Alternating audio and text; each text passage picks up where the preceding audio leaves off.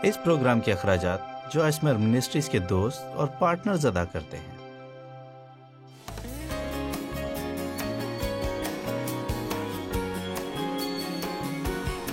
یہ بہت افسردہ بات ہے کہ یسوع ہمیں زندگی دینے کے لیے موا تاکہ نہ صرف ہم اسے حاصل کریں بلکہ کثرت سے حاصل کریں۔ تو بھی بہت سے لوگ اپنی زندگی سے خوش نہیں ہیں۔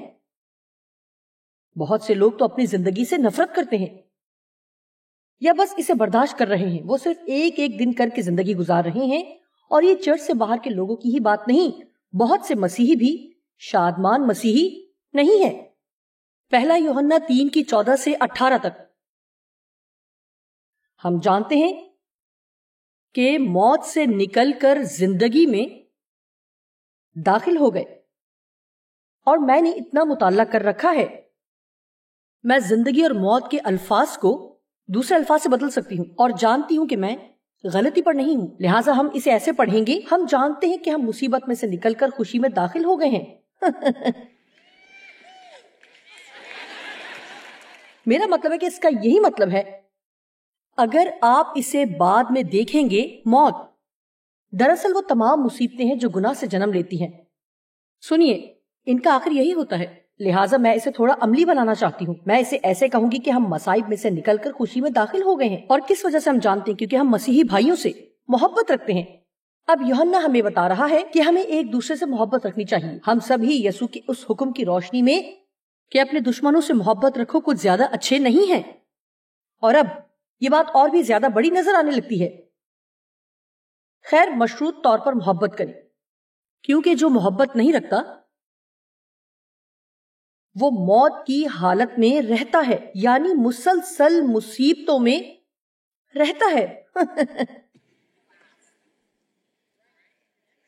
کم آن، کیا آپ یہاں پر یہ بات سمجھ رہے ہیں؟ لہذا کیا آپ کبھی ایک مصیبتوں سے بھرے مسیحی رہے ہیں؟ کم آن، اس میں تو آپ جانتے ہیں کہ ہمیں مذہبی نہیں بننا ہے۔ او نہیں، میرے اندر میرے خدا کی خوشی ہے۔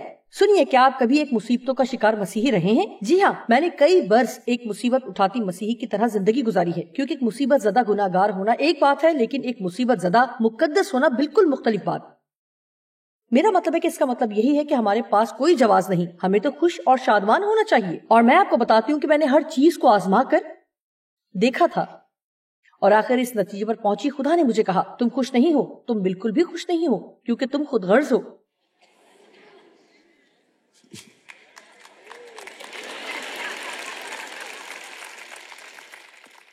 اگر ہم واقعی اس کی تہ میں جائیں، ہم میں سے کتنے واقعی اس بارے میں سوچتے ہیں کہ ہم دوسروں کے لیے کیا کر سکتے ہیں؟ آج یہاں خاموشی ہوگی۔ 15ویں آیت، جو کوئی اپنے بھائی سے جو مسیح میں ہے عداوت رکھتا ہے وہ دل سے خونی ہے۔ واو! اور تم جانتے ہو کہ کسی خونی میں خوشی موجود نہیں رہتی۔ ہم ہمیشہ کی زندگی کے بدلے لفظ خوشی استعمال کر رہے ہیں، یہ اس سے بڑھ کر ہے، لیکن اصل میں یہاں لفظ زندگی کا مطلب خدا کی طرح کی زندگی ہے، اس کا یہی مطلب ہے۔ اور جب ہمارے پاس یہ ہمیشہ کی زندگی ہوتی ہے جو ہمیں اس وقت حاصل ہوتی ہے جب ہم مسیح کو قبول کرتے ہیں، تو ہمارے پاس ایسی زندگی ہونی چاہیے جو خدا جیتا ہے۔ اور میں آپ کو بتا سکتی ہوں، یقیناً آج تخت پر مصیبت کا شکار نہیں ہے، اور یہی زندہ اور قائم خدا ہمارے اندر ہے۔ آپ کہیں گے لیکن میں تو کسی سے نفرت نہیں کرتا۔ اچھا کیا، میں آپ کو کچھ بتا سکتی ہوں۔ میرا نہیں خیال کہ خدا سرمئی رنگ کا شوقین ہے۔ اس سے میرا کیا مطلب ہے؟ یہ کہ خدا واضح طور پر چاروں طرف ہے۔ آپ جانتے ہیں کہ یا تو آپ دہکتے ہوئے گرم ہیں یا پھر برف کی طرح ٹھنڈے ہیں۔ وہ نیم گرم کو پسند نہیں کرتا، وہ کہتا ہے کیونکہ تو نیم گرم ہے اس لیے میں تجھے اپنے منہ سے نکال پھینکنے کو ہوں۔ بائبل میں کچھ جگہ بہت سخت زبان استعمال ہوئی ہے جس کے بارے میں عام طور پر ہم بات نہیں کرتے، لیکن یہ لوگوں کو ڈرانے کے لیے نہیں ہے بلکہ جگانے کے لیے ہے، تاکہ ہم اپنی سستی سے باہر نکلیں اور احساس کریں کہ ہم یہاں پر حقیقت میں کس لیے ہیں اور ہماری ناخوشی کا اصل سبب کیا ہے۔ میں ناخوش نہیں ہونا چاہتی۔ لہٰذا میں کسی سے نفرت نہیں کرتی۔ کیا آپ ان سے محبت کرتے ہیں؟ ہاں۔ اچھا، بس ہم ان سے نفرت نہیں کرتے، لیکن کیا آپ ان سے محبت کرتے ہیں؟ میں یہ نہیں کہنا چاہتی کہ میں ان سے نفرت کرتی ہوں. خیر مجھے نہیں معلوم خدا کیا کہے گا، لہٰذا مجھے پوچھنے دیں کہ اگر آپ ان سب لوگوں سے محبت کرتے ہیں تو پھر آج آپ کس سے ناراض ہیں؟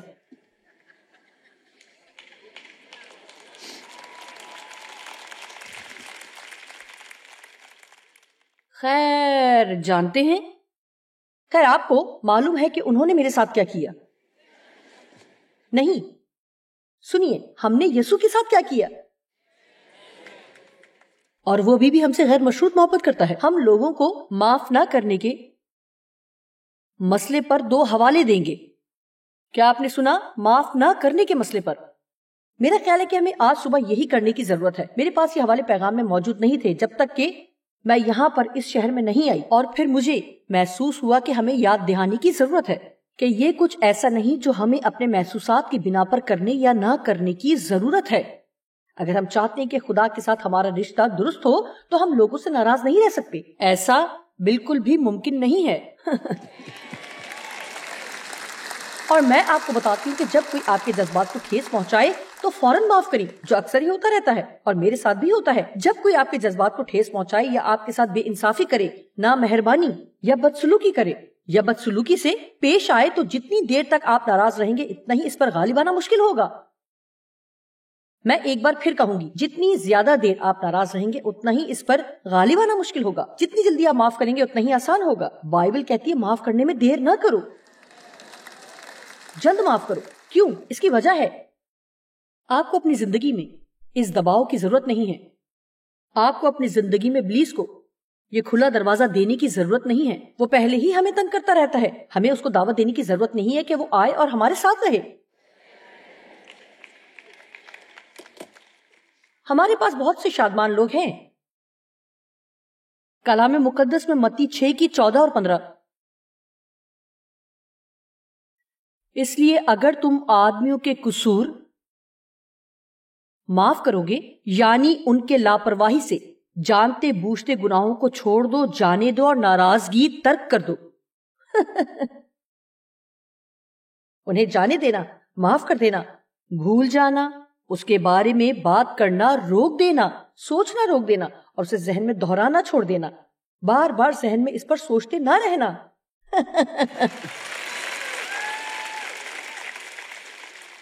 میں جانتی ہوں کہ آپ میں سے کچھ سوچ رہے ہیں لیکن آپ کو نہیں معلوم انہوں نے میرے ساتھ کیا کیا. لیکن میں آپ سے ایک سوال پوچھتی ہوں، کیا ان سے نفرت اس مسئلے کا حل ہے؟ کیا اس سے یہ ختم ہو گیا ہے؟ جی. کیا آپ کے انہیں نفرت سے پیش آنے سے جو ہوا وہ الٹ جائے گا؟ اور کیا آپ واپس جا کر کہہ سکتے ہیں کہ یہ واقعہ ہوا ہی نہیں؟ نہیں، وہ اپنا اچھا وقت گزار رہے ہیں، انہیں پرواہ بھی نہیں. کیا آپ ناراض ہیں؟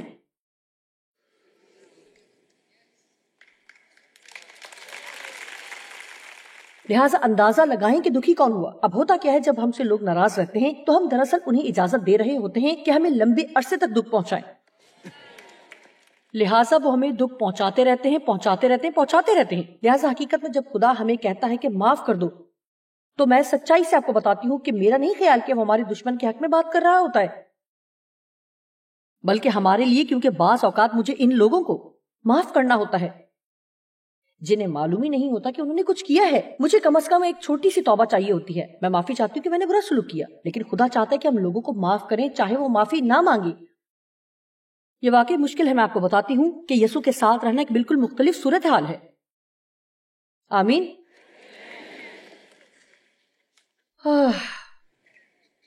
15ویں آیت. اگر تم آدمیوں کے قصور معاف نہ کرو گے، اس بات کو سنجیدگی سے لیں، اور اگر تم آدمیوں کے قصور معاف نہ کرو گے، یعنی لاپرواہی سے اور جانتے بوجھتے ہوئے کیے گئے گناہوں کو جانے نہیں دیتے، ناراضگی ختم نہیں کر دیتے، تو تمہارا باپ بھی تمہاری قصور معاف نہ کرے گا.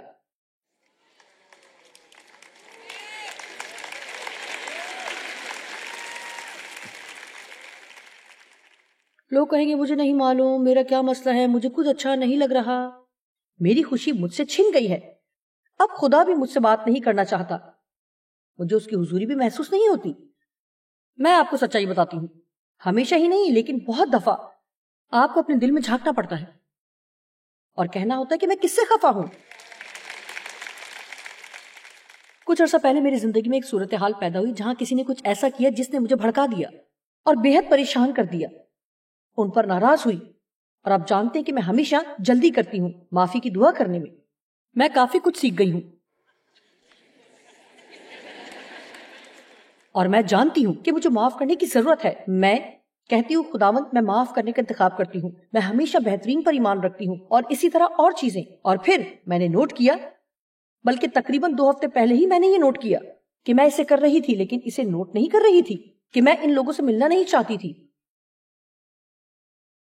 ان سے بات نہیں کرنا چاہتی تھی، بلکہ ان کا مسکرا کر دیکھنا مجھے غصہ دلا دیتا. میں ایسے ہوتی. یہ حرکت نہ کرو، جو کچھ تم نے کیا اس کے بعد مجھے پسند کرنے کی ایکٹنگ نہ کرو. جی ہاں، اور لہذا میرا کسی چیز کے ساتھ کوئی مسئلہ تھا. میں نے دعا کرنا اور خدا سے پوچھنا شروع کر دیا کیا کوئی ایسی بات ہے جس کے لیے مجھے دعا کرنے کی ضرورت ہے؟ کیا کچھ ایسا ہے جس کو حل کرنا ہے؟ لہٰذا اکثر جب ہم ناخوش ہوتے ہیں تو ہمیں یقین ہوتا ہے کہ اس کی وجہ آپ ہیں اور آپ ہیں اور آپ اور آپ ہیں، لیکن عام طور پر ہمیشہ ہی یہ ہم ہوتے ہیں. ہماری ناخوشی اور مصیبت کا ذمہ دار کوئی اور ہوتا ہے، اور اگر کوئی اور نہ ملے تو ہم یہ الزام ابلیس پر ڈال دیتے ہیں. اگر اس سے بھی مسئلہ حل نہ ہو تو میں الزام خدا پر ڈال دیتی تھی.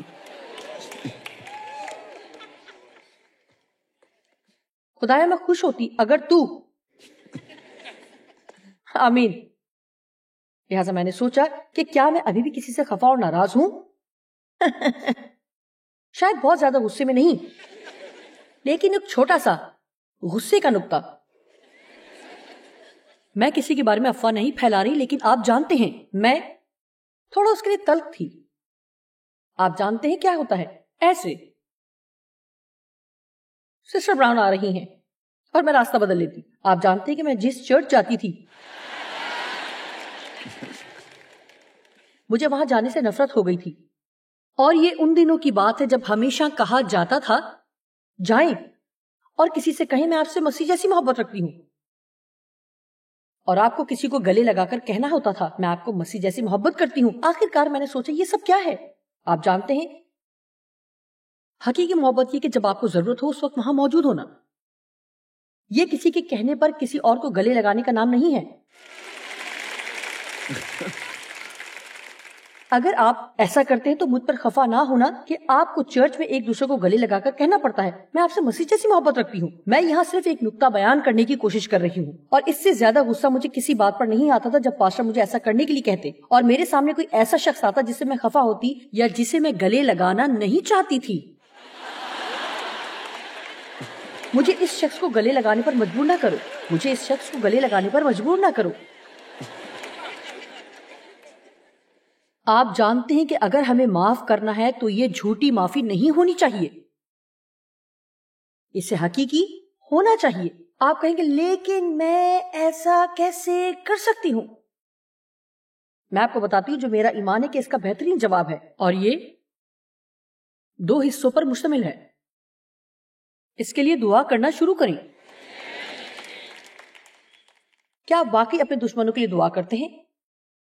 اور کیا آپ واقعی یہ دعا نہیں کر سکتے کہ انہیں وہ ملی جس کے وہ حقدار ہیں؟ خدایا اسے وہ سب دے جس کا وہ حقدار ہے. نہیں، بلکہ ہمیں دعا کرنی ہے کہ وہ بابرکت ہوں. لیکن اگر میں دیانتداری سے کہوں تو خدایا میں نہیں چاہتی کہ وہ برکت پائیں. لیکن میں سمجھتی ہوں کہ اگر کسی نے آپ کا دل دکھایا ہے اور واقعی وہ اس بات کو سمجھ نہیں پا رہے اور آپ ان کے لیے برکت کی دعا کرتے ہیں تو میرے خیال میں خدا ان کو پہلی برکت یہ دے گا کہ ان کو سچائی اور حقیقت سے واقف کرے گا تاکہ وہ توبہ کریں. کیونکہ اگرچہ آپ نے انہیں معاف کر دیا ہے، اگر وہ توبہ نہیں کرتے تو ان کے لیے کچھ بھلا نہ ہوگا، اور ہو سکتا ہے کہ وہ آ کر آپ سے معافی نہ مانگیں. لیکن ان کی زندگی کو خدا کے ساتھ درست رشتے میں لانے کے لیے ہمیں لوگوں کے لیے دعا کرنے کی ضرورت ہے کہ وہ خدا کے ساتھ درست ہوں. لہٰذا جب آپ لوگوں کے لیے دعا کرنا شروع کرتے ہیں تو کسی سے نفرت کرنا ممکن نہیں رہتا جب آپ ان کے لیے باقاعدگی سے دعا کر رہے ہوں.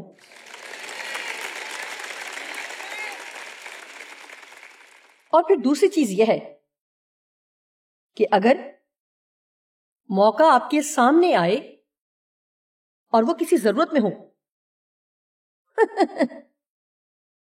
آج ہم گہرے میں غوطے لگا رہے ہیں. جب کوئی موقع آپ کے سامنے آئے اور وہ کسی ضرورت میں ہو تو ہم وہ پہلے شخص ہوں جو ان کی مدد کرے. او یسو، یہ ہے حقیقی مسیحیت. میں ہر اتوار چرچ جا کر بینچوں پر بیٹھنے کی بات نہیں کر رہی ہوں، یا اپنے کار پر لگے مسیحی اسٹیکر پر فخر کرنے کا نہیں کہہ رہی. میں حقیقی مسیحیت کی بات کر رہی ہوں. آمین. میں بات کر رہی ہوں کہ اسے وہاں لے کر آئیں جہاں ہم رہتے ہیں. ٹھیک ہے، 16ویں آیت پر چلتے ہیں.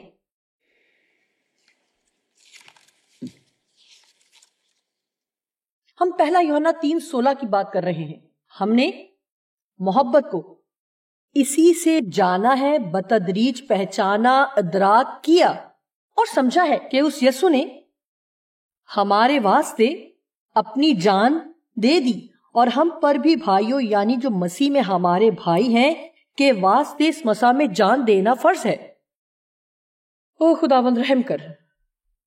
ہمیں قربانی کے بارے میں بات کرنی ہے، اور کہ اپنی جان دینے کا کیا مطلب ہے. انجیل کے لیے اپنی جان دینا بڑی روحانی بات، لیکن کیا آپ جانتے ہیں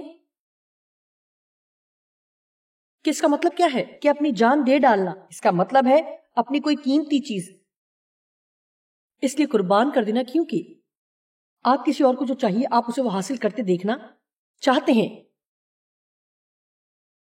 واو. ٹھیک ہے، میں آپ کو کچھ مثالیں دوں گی. جب خدا نے پہلی بار مجھے یہ کرنے کے لیے بلایا تو ڈیو ان باتوں سے کوئی سروکار نہیں رکھنا چاہتے تھے. وہ اس بارے میں برا خیال نہیں رکھتے تھے، لیکن انہوں نے کہا کہ میں یہ نہیں کرنا چاہتا. مجھے نہیں معلوم کہ ڈیو اگر یہ نہ کرتے تو آج کیا کر رہے ہوتے. وہ انجینئرنگ کی فیلڈ میں تھے. ڈیو اکثر کہتے تھے کہ ان کا اپنا گولف سکھانے کا کلب ہو. انہیں یہ بہت پسند آتا. ڈیو خود بہت اچھے گولفر ہیں اور ان میں سکھانے کی صلاحیت بھی موجود ہے. شاید وہ ہمارے ساتھ گھومنے والے نہیں، لیکن بلکہ گولف کے کوچ بن سکتے تھے. انہوں نے وہ بہت سی خواہشیں دے ڈالی تاکہ وہ یہ کر سکے. اور آپ جانتے ہیں ان تمام برسوں میں 40 سال جن میں خدا کا کلام سکھاتی رہی. اب سنیے، پہلے کچھ برسوں میں تو ڈیو انجینئرنگ کی فیلڈ ہی میں کام کرتے رہے، لہٰذا دن میں جو بھی کرتی اس میں وہ شامل نہ ہو سکتے، بلکہ کام پر جاتے، گھر واپس آتے اور میرے ساتھ شام میں میٹنگز پر جاتے. اور جب انہوں نے انجینئرنگ کا کام چھوڑ دیا تو میں یقین سے کہہ سکتی ہوں کہ شاید صرف 3 بار ایسا ہوا کہ میں پیغام سنا رہی تھی اور وہ وہاں نہیں بیٹھے ہوئے تھے جہاں پر وہ اس وقت بیٹھے ہوئے ہیں.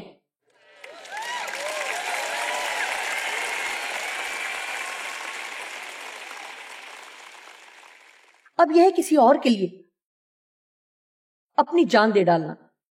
اور آپ جانتے ہیں کہ کیونکہ وہ ایسا کرنے پر راضی ہوئے تو پھر ان لوگوں پر نظر رکھیں جن کی اس کام سے مدد ہو رہی ہے. اور میں اکثر سوچتی ہوں کہ اگر آپ بھی تھوڑی زیادہ قربانی دینے کو تیار ہوں اور اگر اس میں کوئی معجزانہ راز ہوں، شاید خدا آپ کے لیے کچھ کرنا چاہتا ہے اور وہ اس وقت تک نہیں کر سکتا جب تک آپ اپنا وقت صرف خود کو خوش کرنے کے لیے صرف کرتے ہیں. میں آپ کو اس بات کی گارنٹی دے سکتی ہوں کہ ڈیو ان لوگوں میں شامل ہیں جن کو میں جانتی ہوں کہ شادمان ترین شخص ہے، بہت مطمئن، وہ بہت صحت مند ہے. یہ شخص کبھی برا محسوس نہیں کرتا. میرا خیال ہے کہ انہوں نے جو کچھ کیا اس کی وجہ سے یہ ان کی زندگی میں خدا کی بخشش ہے. لہٰذا پھر میں نے سوچنا شروع کیا کہ میں ڈیو کے لیے کیسے قربانی دے سکتی ہوں. اب مجھے کچھ دنوں تک اس پر سوچنا پڑا اور میں نے سوچا، خیر میں نے کچھ ہفتے پہلے ان کے لیے 3 انڈے فرائی کرنے کی کوشش کی تھی. کاش کہ میرے پاس ان انڈوں کی تصویر ہوتی. بہنوں، یہ اس قدر زیادہ برے تھے. میرا مطلب ہے میں کھانا پکاتی تھی، لیکن یہ انڈے میں نہیں جانتی کہ یہ کس طرح کے لگ رہے تھے، لیکن یہ بہت برے تھے. آپ نے کیا کہا؟ بھیانک. بھیانک. جانتے ڈیو نے اسے کھا لیا اور کہا اس سے کوئی فرق نہیں پڑتا، یہ سب کچھ ایک ہی جگہ پر جانا ہے.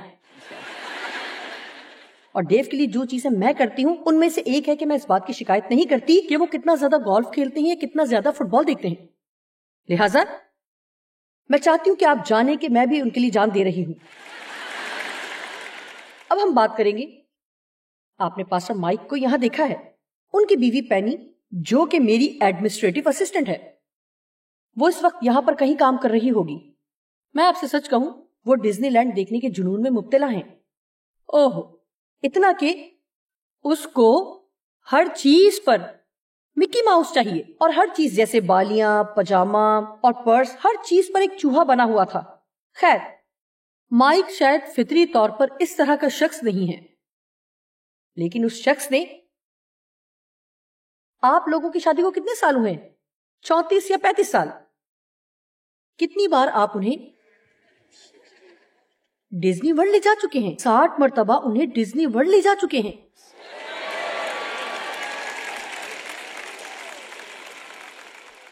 اب ڈیو نے مجھے بتایا ہے کہ وہ ایسا نہیں کریں گے۔ آپ کس حد تک اپنی جان قربان کر سکتے ہیں، اس کی بھی ایک حد ہے۔ آمین۔ لہٰذا اس ٹرپ کے بعد وہ ڈزنی ورلڈ جا رہے ہیں۔ لہٰذا میں نے مائک سے کہا، میں جانتی ہوں کہ اب میں چاہتی ہوں کہ آپ غور سے سنیں کہ میں کیا کہنے جا رہی ہوں۔ میں نے کہا میں جانتی ہوں کہ شاید وہاں جانا آپ کی پسندیدہ چیزوں میں سے نہیں ہے۔ میں نے کہا کہ جب آپ لوگ وہاں ہوتے ہیں تو آپ کیا کرتے ہیں؟ مائک کا کہنا ہے کہ میں اپنی بیوی پینی کے چہرے کی طرف ہی دیکھتا رہتا ہوں کہ وہ کس قدر خوش ہے۔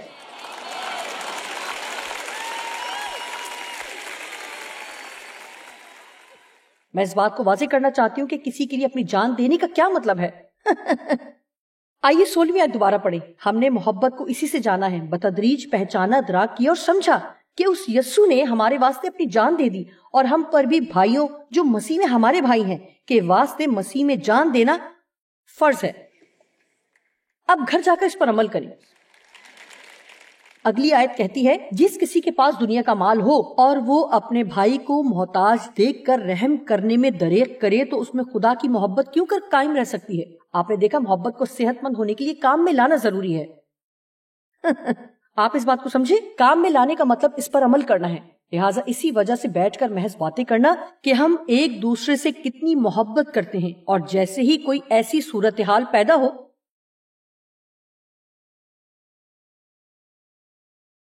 جس میں کسی کو مدد کی ضرورت ہو، جو آپ کے لیے تکلیف کا باعث ہو، یا وہ رقم استعمال کرنا پڑے جو آپ نے اپنے لیے رکھی ہوئی ہے، سنیے، یہ میرے جسم کے لیے اتنا ہی مشکل ہوگا جتنا آپ کے لیے، لیکن میں آپ کو کچھ بتانا چاہتی ہوں، آپ اس کو جتنا استعمال کریں گے اتنا ہی آپ کے لیے آسان ہوتا جائے گا۔ آمین۔ اب میں صبح اٹھ کر خود اپنے بارے میں سوچنا شروع نہیں کر دیتی۔ اب جب میں صبح اٹھتی ہوں تو پہلی چیز یہ کرتی ہوں کہ کہنا شروع کرتی ہوں کہ خداوند مجھے دکھا کہ میں آج کسی کے لیے کیا کر سکتی ہوں، کیونکہ میں اس بات پر کمر بستہ ہوں کہ اپنی زندگی سے لطف اندوز ہوں گی اور خوش رہوں گی، اور یہی وہ واحد راستہ ہے جس پر چل کر میں یہ سب کر سکتی ہوں۔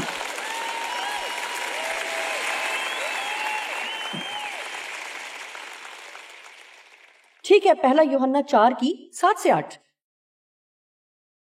اے عزیزو، آؤ ہم ایک دوسرے سے محبت رکھیں، کیونکہ محبت خدا کی طرف سے ہے، اور جو کوئی اپنے ساتھی انسانوں سے محبت رکھتا ہے وہ خدا سے پیدا ہوا ہے اور خدا کو بتدریج جانتا اور سمجھتا ہے، اسے سمجھنے اور پہچاننے اور اس کا بہتر اور واضح علم حاصل کرنے کے لیے۔ لہٰذا اگر خدا محبت ہے تو میں محبت کے بارے میں جتنا زیادہ جانوں گی، جتنا میں محبت میں چلنا سیکھوں گی، اتنا ہی زیادہ اس بات کو جانوں گی کہ خدا کس طرح ہم سے سلوک کرتا ہے اور کرے گا۔ خدا محبت کرتا نہیں بلکہ خود محبت ہے۔ جو محبت نہیں رکھتا وہ خدا کو نہیں جانتا، خدا سے واقف نہیں ہوتا، اور اس نے کبھی بھی خدا کو نہیں جانا، کیونکہ خدا محبت ہے۔ واو، ٹھیک ہے، میں اسے ایک مرتبہ پھر پڑھوں گی اور اسے سادگی سے بیان کروں گی۔ اگر ہم محبت میں نہیں چلتے تو ہم خدا کو نہیں جانتے۔ آپ میں سے کتنے اپنی زندگی سے محبت کرنا چاہتے ہیں؟ ٹھیک ہے، خیر دیکھیں، شاید بہت سے سوچیں کہ اگر آپ کو مختلف زندگی نہ ملے تو آپ کے لیے ایسا کرنا ممکن نہیں ہے، اور شاید اس سے پہلے کہ آپ یہ کریں آپ کو زندگی میں کچھ چیزیں بدلنا پڑیں گی، لیکن عمومی طور پر آج جو میں آپ کو بتا رہی ہوں وہ کسی بھی زندگی میں معیار پیدا کرے گا، اور اس سے فرق نہیں پڑتا کہ ہم کتنی عمر جئیں گے، بلکہ جس سے فرق پڑتا ہے وہ ہے کہ ہم کیسے جئیں گے۔ اب سنیے، یہ سب تعداد کے متعلق نہیں بلکہ معیار کے متعلق ہے، اور ہم اس بارے میں زیادہ فکر مند رہتے ہیں کہ ہم کتنے برس جئیں گے، اور ہمارے پاس تمام فارمولے ہوتے ہیں کہ ہم کس طرح خوش رہ سکتے ہیں اور لمبی عمر پا سکتے ہیں، لیکن بات یہ ہے کہ آپ کتنی اچھی طرح جی رہے ہیں۔ یسوع صرف 33.5 برس جیا، واو! اور دیکھیں کہ اس نے کیا کچھ کیا، اور ابھی بھی آج بھی وہ کام کرتا ہی جا رہا ہے۔ اور میں بھی یہی چاہتی ہوں، میں ایک معیاری زندگی گزارنا چاہتی ہوں تاکہ لوگوں کے لیے ایک یادگار چھوڑ کر جاؤں، جہاں وہ میرے جانے کے بعد بھی میری زندگی سے فائدہ اٹھا رہے ہوں۔ آمین۔ ہماری زندگی کو جینے کے لائق یہ بات نہیں بناتی کہ ہم کتنی عمر جیتے ہیں، بلکہ کتنی اچھی طرح جیتے ہیں۔ اگر آپ اپنی زندگی مسیح کو بانٹنے میں گزارتے ہیں اور لوگوں سے محبت کرتے ہیں تو آپ اپنی زندگی میں بہت خوشی پائیں گے۔